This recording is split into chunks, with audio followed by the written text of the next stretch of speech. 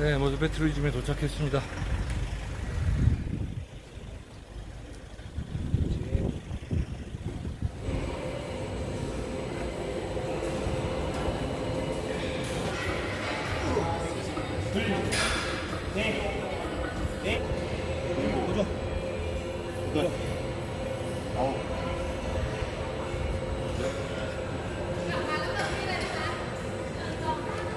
Alright, so hi everybody, my name is Bart Vandermolen. I am the owner of the Muscle Factory here in Thailand. We have two branches, one in Bangkok and one in Pattaya.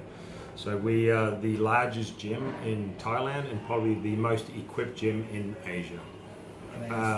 So I've been competitive bodybuilding for about 30 years. I started when I was 21. I became 2 times Mr. Junior Australia, so that's a class that's 21 years and under.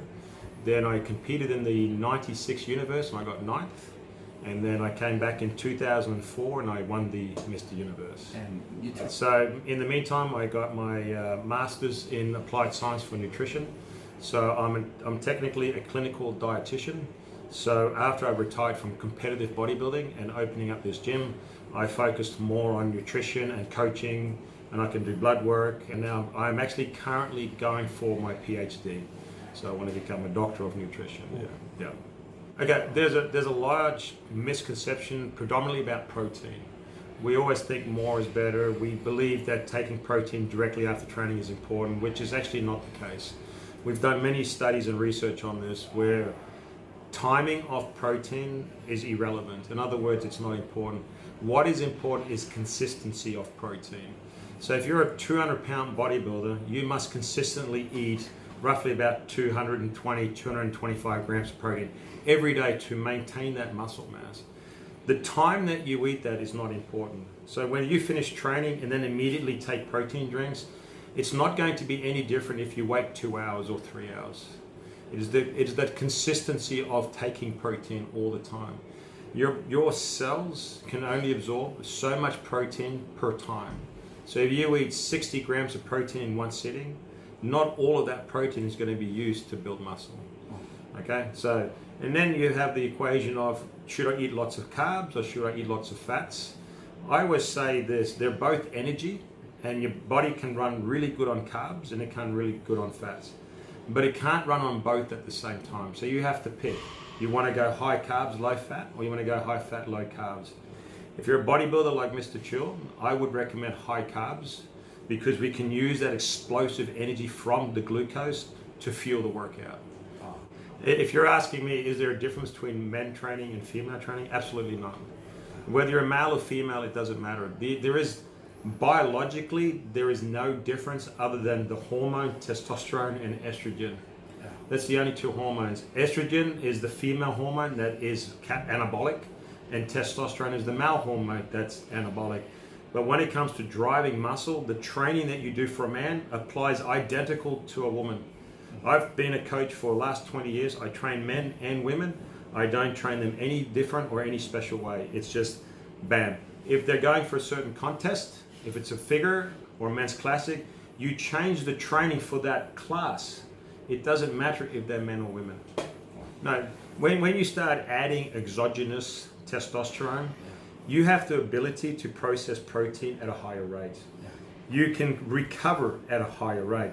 So in actuality, the guy that's enhanced can train much harder and much faster than a guy that's natural.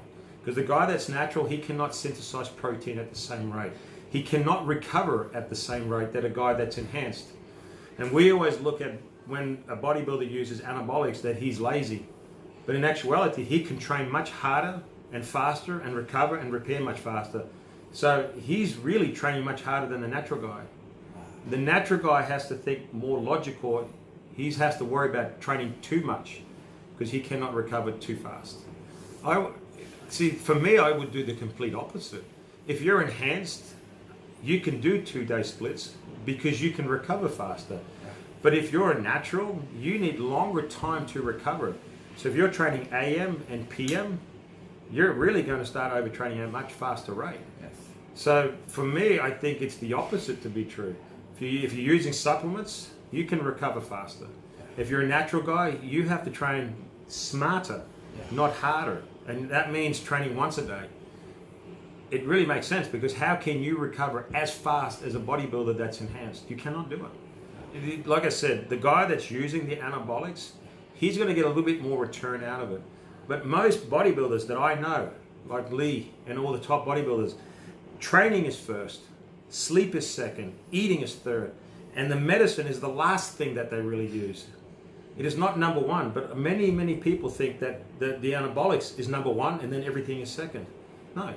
We started with training, eating, and sleeping. Only later did we start to introduce supplements so we can recover and train even harder. But the natural bodybuilder, what he wants to do, he wants to put himself on a higher ground and like he's better than you because I'm doing this natural. Well, that's great for you, but the same principles that you're using is what the bodybuilder enhancer is using. There is no difference. I think it's great.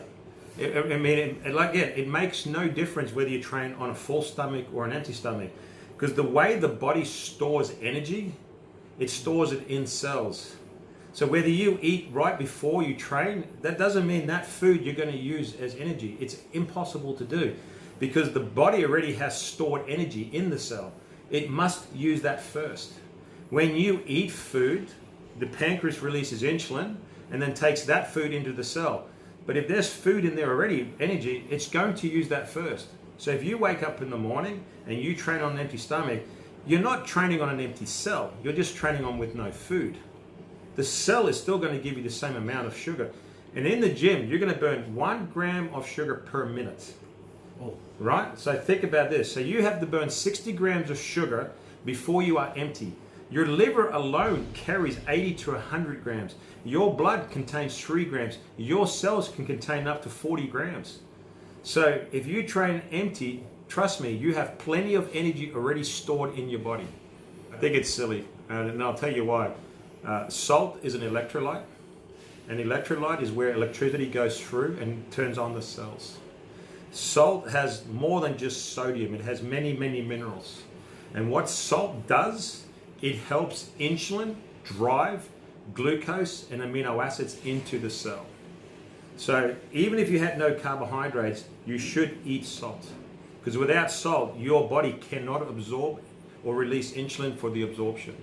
So in the morning, if you wanted to train fasted, at least drink salt. Warm water, salt. You'll get way more benefit out of it if you don't use salt. And in Thailand, it's hot and you sweat. And when you sweat, you don't sweat water, you sweat electrolytes, salt and potassium. So you must, as a bodybuilder, consume salt all the time. You have to avoid processed salt, the salt that you see in fast foods like pizza and McDonald's. That's just one sodium, and that is bad.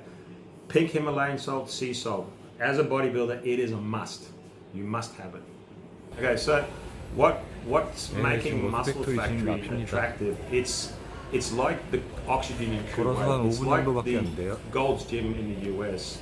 It's becoming known, it's becoming popular, so we constantly have bodybuilders like Lee Chill coming in. We've got bodybuilders coming in from Europe. These are IFBB pros. The atmosphere in this gym is, you got world champion powerlifters, world champion bodybuilders, world champion weightlifters in here, all under one roof. That gives you atmosphere. So if you walk into a gym like that, you're going to see so many people trying to be champions. It's very difficult to sit here and not be encouraged. You got a mass monster like Lee Chill walking around, how can you not be encouraged? You're a 16-year-old boy and you see a man like this, you're going to train hard. The thing is, I'm an old bodybuilder. This is my gym. I was Mr. Universe, so I know how to train and know how to eat. So we put everything under one roof.